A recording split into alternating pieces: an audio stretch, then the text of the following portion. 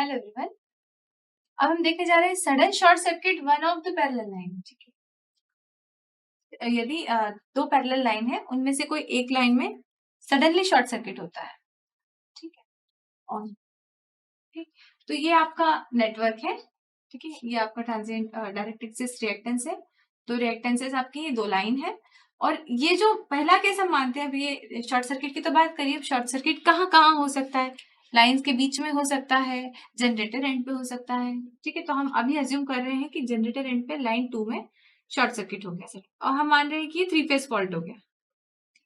तो ये 3 phase fault हुआ है और लाइन 2 जो है वो फॉल्टी हो गई। फॉल्टी होने के पहले की सिचुएशन यदि हम देखें, प्री फॉल्ट वाली यदि हम सिचुएशन देखते हैं, तो हमारा जो लोड कर्व था, पावर एंगल कर्व था, वो कुछ ये बन रहा है। ठीक, यदि उसकी पावर की हम बात करें, पहले पावर फॉल्ट हो जाने के पहले जो PE1 था वो क्या था? तो वो आपका था E dash V divided by this, plus ये फॉल्ट नहीं हुआ है तब तो क्या है, ये दोनों पैरेलल में है और वो इसके सीरीज में है, तो XG dash plus X1 in parallel with X2,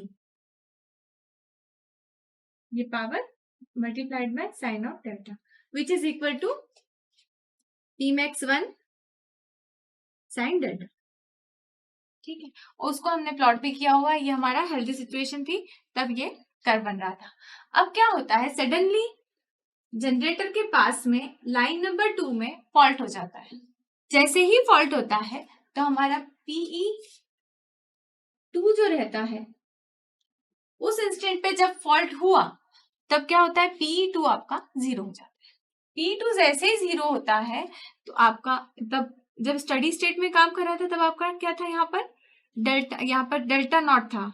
ठीक है, डेल्टा नॉट पे वो काम कर रहा था। ठीक है, अब क्या होता है, जैसे ही फॉल्ट होता है तब रोटर एक्सिलरेट करेगा, ये आपका एरिया 1 बनना स्टार्ट हो जाता है। अब सर्किट ब्रेकर को टाइम लगेगा कि वो उसको पहले तो हेल्दी रीजन को, जनरेटर को सबसे पहले अलग करे, हेल्दी पोर्शन को अलग करे। ठीक है, जनरेटर को सबसे पहले अलग किया, देन इस लाइन को रिमूव, जहां फॉल्ट हुआ है उसे रिमूव होके फिर वो कनेक्ट होगा, रिस्टोर होगी लाइन, कौन सी, जो हेल्दी लाइन है वो। ठीक, पावर फ्लो होगा ना, हेल्दी लाइन से पावर फ्लो होगा। तो इन सब चीजों में सर्किट ब्रेकर को डिस्कनेक्ट होने में, आइसोलेट करने में, उस एरिया को हेल्दी से फिर रिस्टोर करने में लाइन को जो टाइम लग रहा है वो एक क्रिटिकल टाइम से कम होना चाहिए। एक क्लियरिंग टाइम फिक्स होना चाहिए। क्लियरिंग एंगल पे, एक क्लियरिंग एंगल जो है वो एक कुछ मैक्सिमम लिमिट तक ही जा सकता है। हमने जैसे पिछले लेक्चर में भी देखा था कि क्लियरिंग एंगल यदि बहुत ज्यादा हो जाता है तो एरिया 2 के पास में कोई स्कोप नहीं रह जाता। अभी हम बात करते हैं फर्स्ट केस में, जब हमारा जो था हेल्दी था, तब ये ऑपरेटिंग पॉइंट था जहां पर डेल्टा नॉट था। जैसे ही फॉल्ट हुआ तो क्या हुआ, फॉल्ट हुआ तो पावर जो थी वो हमारी 0 हो गई। पावर 0 हो गई तो डेल्टा क्या हुआ, फिर हमारा बढ़ने लगा, रोटर एक्सेलरेट करने लगा। ठीक है, वो क्या देखे, वो तब तक करेगा जब तक कि फॉल्ट क्लियर नहीं हो जाता। ये एक्सेलरेशन चला यहाँ तक, डेल्टा सी पे आके हमारा फॉल्ट जो है वो क्लियर हुआ।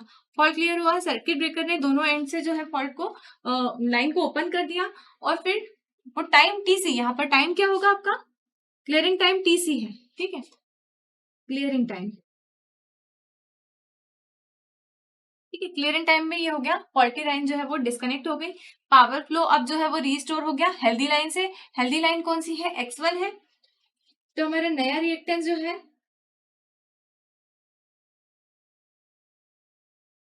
तो नया रिएक्टेंस क्या हो जाएगा, अब हमारा न्यू रिएक्टेंस जो हो जाएगा XD डैश प्लस X1 हो जाएगा।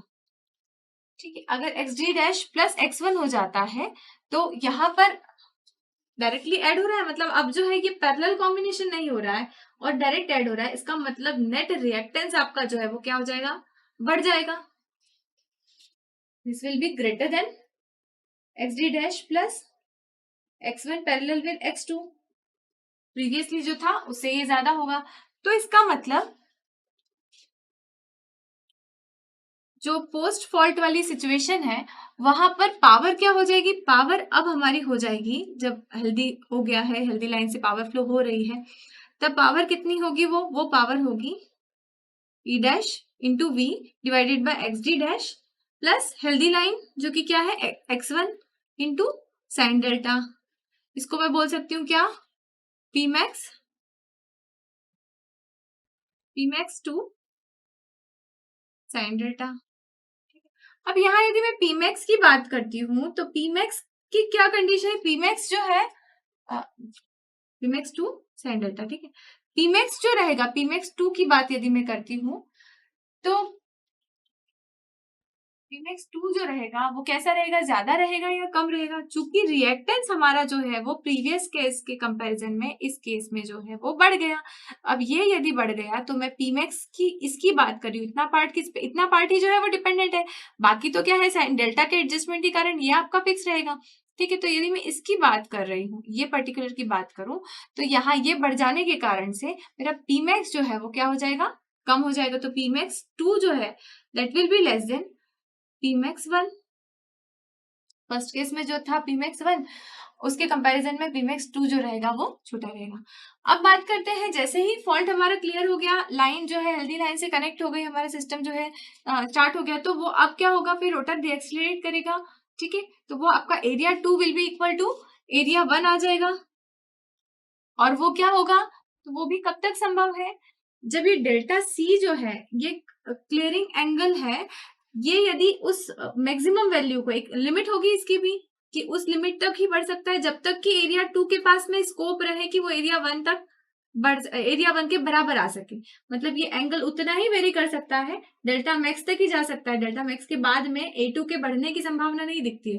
तो डेल्टा मैक्स इतना होना चाहिए, डेल्टा सी उतना ही बढ़ना चाहिए कि वहां से लगा के आगे तक के एरिया जो है ए टू जो है वो ए वन के बराबर आ सके। तो ये होता है आपका क्लियरिंग एंगल। ये किस पे, क्लियरिंग टाइम जो रहेगा उस पे जाके आपका सर्किट ब्रेकर ऑपरेट करेगा, जो प्रोटेक्टिव डिवाइस है वो ऑपरेट करेंगी, और area two will be equal to area one रहेगा। एक और चीज हम नोटिस कर सकते हैं, यदि इनिशियल लोडिंग हमारी ज्यादा है, यदि इनिशियल लोड यदि हमारा ज्यादा है, तो हमारा ये जो डेल्टा सी है वो कम से कम होना चाहिए, जिसके मतलब क्लियरिंग टाइम जो है वो कम से कम होना चाहिए, ताकि डेल्टा सी हमारा कम से कम रहे, ताकि एरिया वन हमारा कम से कम रहे। अदरवाइज एरिया वन जो है हमारा बढ़ जाएगा, जैसे ही ऊपर गया तो एरिया वन बढ़ जाएगा, तो एरिया टू जो रहेगा वो एरिया वन के बराबर नहीं आ पाएगा। तो यदि हमारा लोड ज्यादा है तो उसके लिए उस समय पे जो हमें डिवाइसेस, जो हमें इंस्ट्रूमेंट जो यूज करने हैं, क्लियरिंग डिवाइसेस, जो फॉल्ट क्लियरिंग डिवाइसेस है, वो ऐसे यूज करना है कि वो क्विक ऑपरेशन कर सके, ताकि एरिया टू जो है वो एरिया वन के बराबर मेंटेन रह सके। नेक्स्ट हम देखते हैं short circuit away from the line and, ठीक है। मतलब पहले हमने क्या देखा था, जनरेटर एंड पे हमारा जो था शॉर्ट सर्किट हुआ था लाइन नंबर 2 में। अब क्या देख रहे हैं, अवे फ्रॉम द, मतलब लाइन एंड से अवे है। मान लेते हैं हम अभी के लिए कि मिड में कहीं हमारा फॉल्ट हुआ है, थ्री फेज फॉल्ट हुआ है, जो कि कहाँ हुआ है, मिड में हुआ है लाइन के, ठीक है। तो ट्रांसमिशन लाइन के यदि मिड में हुआ है यहाँ फॉल्ट, तो आप इसको किस तरह से कर सकते हैं, डेल्टा को स्टार में रिड्यूस या ट्रांसफॉर्म आप कर सकते हैं, वो आपने कर लिया। ये जो बता रहा है आपका क्या दिखा रहा है, या आपका ओवरऑल सर्किट दिखा रहा है, यदि लाइन टू जो है उसमें फॉल्ट मिड में हो गया तो हाफ रिएक्टेंस इधर हो गया, हाफ रिएक्टेंस उधर हो गया, ये ग्राउंडेड है यहाँ पे। अब इसको हम, ये डेल्टा फॉर्म कर रहा है, उसको हमने क्या कर दिया, स्टार में कर दिया, ठीक है। यहाँ अच्छा एक और चीज है, यहाँ अब कुछ ना कुछ पावर फ्लो होगी लाइन। अभी हमने पिछले केस में क्या देखा था, पिछले केस में हमने देखा था कि पावर फ्लो ही सेकंड लाइन से बंद हो गई थी, लेकिन यहाँ पर ऐसा नहीं है, यहाँ पर पावर फ्लो सेकंड लाइन से होगी, पावर फ्लो जो है वो रिड्यूस होगी। तो प्रीवियस केस में जहाँ लाइन टू जो थी वो स्टार्टिंग से ही आपकी जो थी वो फॉल्टी हो गई थी, एंड से ही फॉल्टी हो गई थी, जहां पर आपका जनरेटर एंड था वहां से, तो वो पूरी लाइन जो थी वो पिक्चर में नहीं थी, सिर्फ x1 जो था वो था, और x1 रिएक्टेंस के साथ में ही हमारा जो पावर फ्लो बन रहा था, लाइन फ्लो बन रहा था, वो हो रहा था। अब यहाँ क्या हो गया है, मिड से लाइन जो है वहां फॉल्ट हुआ है, तो आधा रिएक्टेंस यहाँ हो गया, आधा रिएक्टेंस यहाँ हो गया, ऐसा हमने एज्यूम कर लिया। तो आप देख सकते हैं, इसको डेल्टा को स्टार में कन्वर्ट कर सकते हैं, स्टार में ट्रांसफॉर्म कर लिया हमने, जिसको इस तरह से आप स्टार मार्क कर लें जब आप करेंगे तब, और फिर इसको एक्स ए, ये एक्स बी, और ये एक्स ई सी रहेगा, ठीक है। तो वो हमने इसको रीड्रॉ कर लिया, ये आपकी वैल्यूज निकल के आ गई जो थी, ठीक है। अब ये अगेन स्टार में है, इसको स्टार को फिर से हम डेल्टा में फॉर्म कर सकते हैं, ताकि हमको हमारा जो सिस्टम रहे वो सिंप्लीफाइड मैनर में आ जाए, तो वो हमने इसको सिंप्लीफाई कर लिया। यहां से यदि मैं पावर देखती हूँ तो पावर कितनी रहेगी सेकंड के केस में,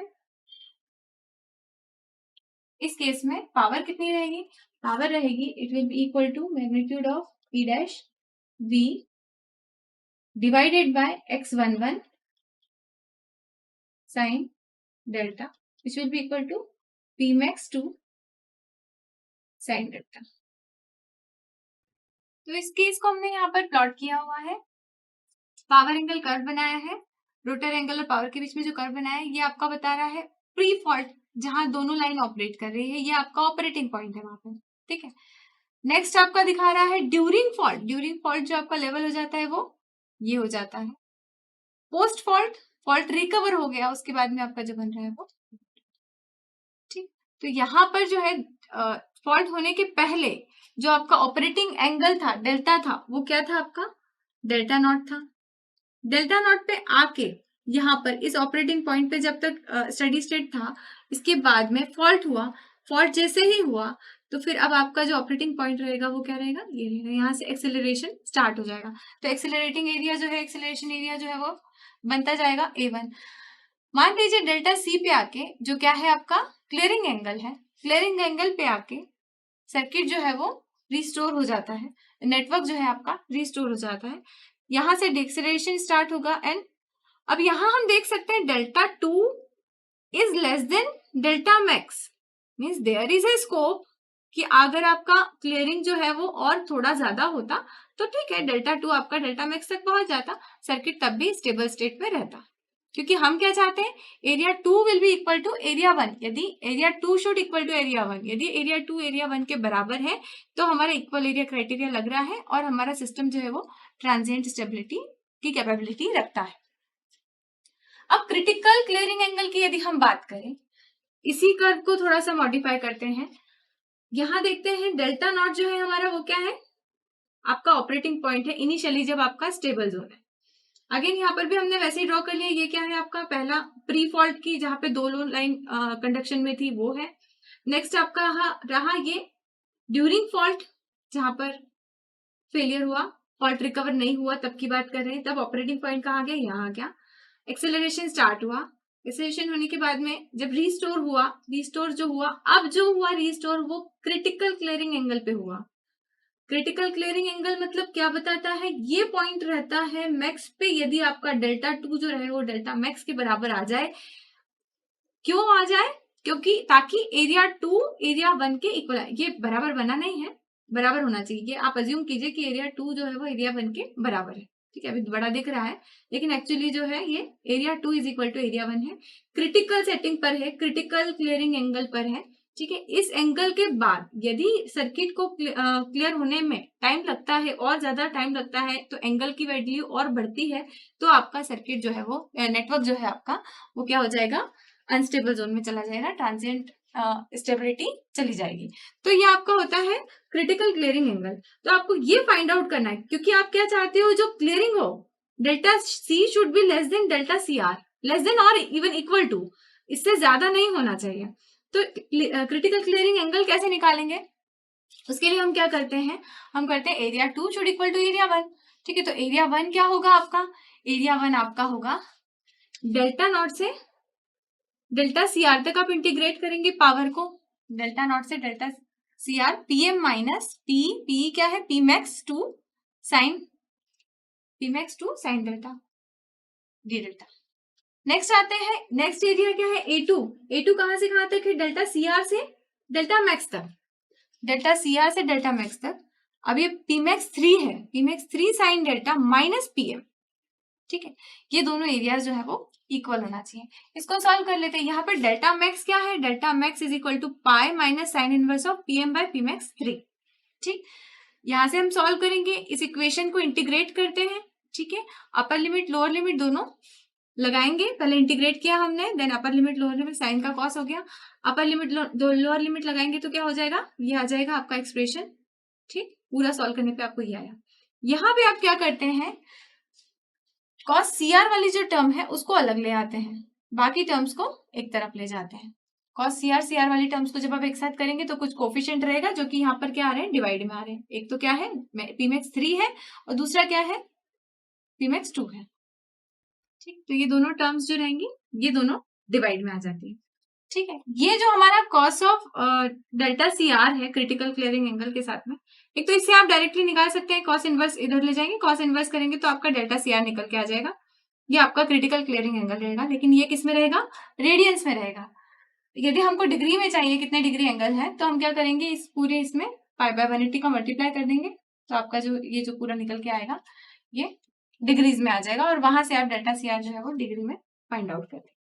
तो ये आपका आता है क्रिटिकल क्लियरिंग एंगल, जिससे ज्यादा यदि डेल्टा की वैल्यू बढ़ती है, जिससे ज्यादा यदि क्लियरिंग टाइम बढ़ता है, तो आपका सिस्टम काय में चला जाता है, इंस्टेबिलिटी में चला जाता है।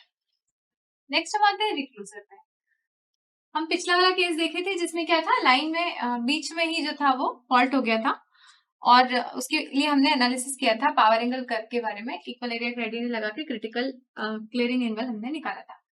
अब हम मानते हैं कि यहाँ पे सर्किट ब्रेकर जो है उसने सक्सेसफुली ऑपरेट किया, और जो हमारा फॉल्ट था वो ट्रांजिएंट था, सर्किट ब्रेकर के ऑपरेट करने के बाद वो वेनिश हो गया, फॉल्ट भी, और लाइन रिकवर हो गई। तो अब हमारी पावर ट्रांसफर जो होगी वो फिर से जो होगी, जो प्रीवियस फॉल्ट होने के पहले का जो केस था तब जो पावर फ्लो था वही हो जाएगा। तो फोर्थ नंबर में हमारी पावर जो रहेगी वो हो जाएगी वापस जो फर्स्ट में थी, जो क्या थी, पी मैक्स 1 साइन डेल्टा।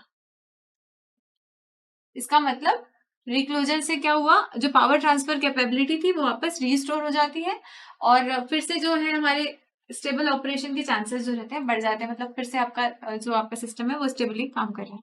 ठीक है, अब यहाँ से यदि हम क्रिटिकल क्लियरिंग एंगल निकालें, आप ये तो पहले से समझ चुके हैं, ये ऑपरेटिंग जोन था, उसके बाद में फिर यहाँ पर नेक्स्ट में जैसे फॉल्ट हुआ तब यहाँ पर आया, फिर एक्सेलरेट हुआ, एरिया 1 बना, यहाँ से यहाँ तक का हम सब समझते हैं।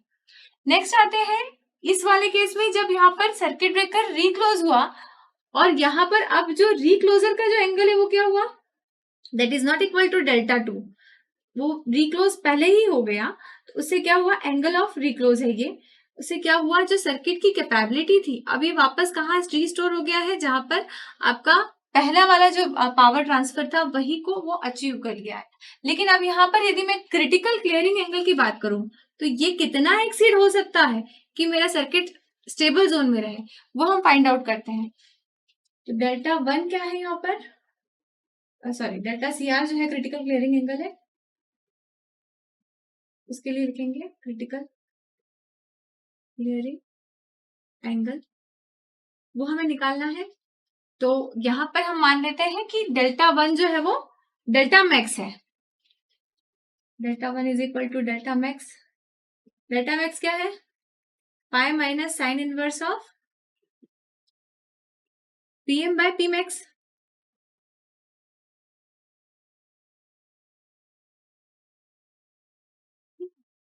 यहाँ इक्वल एरिया क्राइटेरिया लगाएंगे, हम इक्वल एरिया क्राइटेरिया लगाएंगे तो हम क्या चाह रहे हैं यहाँ पे, ये जो डेल्टा नॉट है, डेल्टा नॉट से लगा के डेल्टा मैक्स तक, ठीक है, हमें क्या देखना है, यहाँ जो एरिया बन रहा है वो, फिर यहाँ से जो एरिया बन रहा है ये जो रहेगा, क्रिटिकल क्लियरिंग एंगल निकालने के लिए डेल्टा नॉट से डेल्टा सी आर तक करेंगे। यहाँ सी आर बनाया नहीं है, यहाँ आप अज्यूम करेंगे कि इससे ज्यादा ये वो एंगल आएगा, उतना ज्यादा होना चाहिए, delta C should equal to delta C R, so that हमारा एरिया 2 जो है वो एरिया 1 के बराबर आना चाहिए। तो उस केस में क्या हो जाएगा, आपका एरिया 1 जो रहेगा वो क्या रहेगा, delta naught to delta C R PM minus P max 1, sorry P max 2, second वाला केस है ना हमारा, P max 2 sine delta D delta should equal to, अब यहां पर 2 बन रहे हैं, एक ये है और एक नेक्स्ट है, तो सी आर से आरसी तक, डेल्टा सी आर से डेल्टा आरसी तक, आरसी मतलब recloser, delta angle of recloser, ठीक है, वहां तक करेंगे तो ये क्या आ जाएगा, P max 3 P max 3 to P max 3 sine delta minus P M D delta, next आएगा इसके साथ में, और डेल्टा आरसी से डेल्टा मैक्स तक जाएगा, मैक्सिमम एंगल जाएगा, उससे ज्यादा तो जा नहीं सकता एरिया 2 को एरिया 1 तक इक्वल बनाने के लिए। तो ये हो जाएगा P max 1 sine delta minus P M D delta. यहाँ रिक्लोजर टाइम क्या होगा? Reclosure time will be equal to critical clearing time plus tau. Tau is equal to